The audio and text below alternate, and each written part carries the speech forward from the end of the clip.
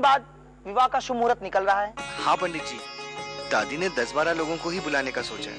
जैसा आपने कहा, घर वालों की मौजूदगी में ही विवाह का विधि संपन्न होना चाहिए, तो वैसा बड़ा आसानी से हो सकता है। ये तो बहुत ही अच्छा हुआ पंडित जी।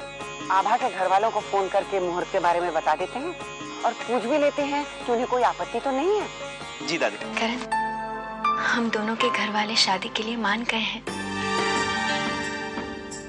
इस बुधवार को सबके आशीर्वाद के साथ आपकी और हमारी शादी होगी। इतनी परीक्षाओं के बाद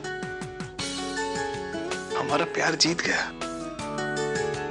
हमारी शादी पापा के आशीर्वाद के साथ होगी और हम दोनों एक नई जिंदगी की शुरुआत कर सकेंगे। तुम स्वर्ण भवन की बहू होगी। जहाँ हमारा बचपन बीता, जहाँ हम खेल के बड़े हुए, आज वही स्वर्ण भवन हमारा ससुराल बनने जा रहा है।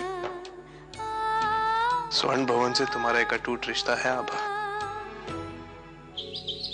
सानिया बेटा जी, आज करण हॉस्पिटल से घर आ रहा है।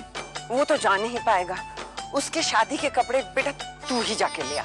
जी दादी। अरे दादी, मैं क्या कह रहा था? सुन वीर, हाँ, स्वर्ण भवन की सजावट का जिम्मा तेरा है। मेरी बहू के स्वागत में कोई कमी नहीं होनी चाहिए, समझा? अरे दादी, सब कुछ वैसे ही होगा जैसे आप चाहती हैं। क्या बात है माँ, सारी तैयारियां हो गई? हाँ बेटा, सब हो गया। बस अब तो इंतजार है परसों का, जब आभा हंसी खुशी इस घर में बहू बन के आएगी। जी माँ। पापा, आप इस शादी से खुश हैं? खुश? बहुत खुश हूं मैं। कितना अच्छा मौका है हमारे लिए विवाह। नहीं समझे? क्या पल होगा वो जब शादी होगी मेरे बेटे की उस ठाकुर की बेटी के साथ। ऐसी धूम मचाऊंगा, सब लोग ये नजारा देखते रह जाएंगे। जाने किस काली कलम से भाग लिखा कर लाई ये लड़की।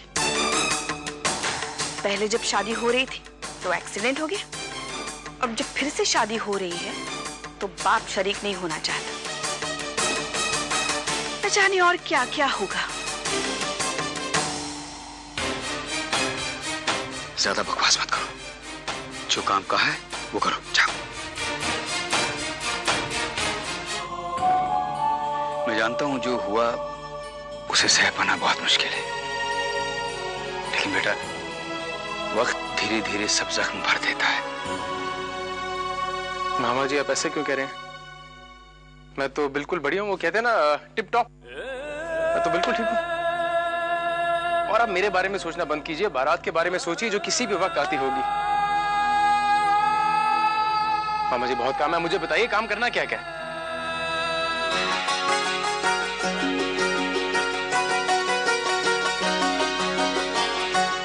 हमें तो यकीन ही नहीं होता सब लोगों ने हमारे और करण के रिश्ते को अपना लिया। हमने कभी सोचा ही नहीं था कि करण और हमारी शादी सबके आशीर्वाद के साथ होगी। दीदी, क्या हुआ? आप इतनी परेशान क्यों हैं? आभा, वो सबके नसीब में हर खुशी नहीं होती। किस्मत कोई ना कोई खुशी छीन लेती है सबसे। जैसे आज तुम्हारी किस्मत ने तुमसे खुशी छीन ली है। माँ, ये सब आप क्या कह रही हैं? हमें ठीक से बताइए ना। बेटी का विवाह तब संपूर्ण होता है जब उसके पिता उसका कन्यादान करते हैं, लेकिन तुम्हारा कन्यादान सिर्फ तुम्हारी माँ ही करेगी। तुम्हारे पिता इस विवाह में हिस्सा नहीं लेंगे और ना ही तुम्हारा कन्यादान करेंगे।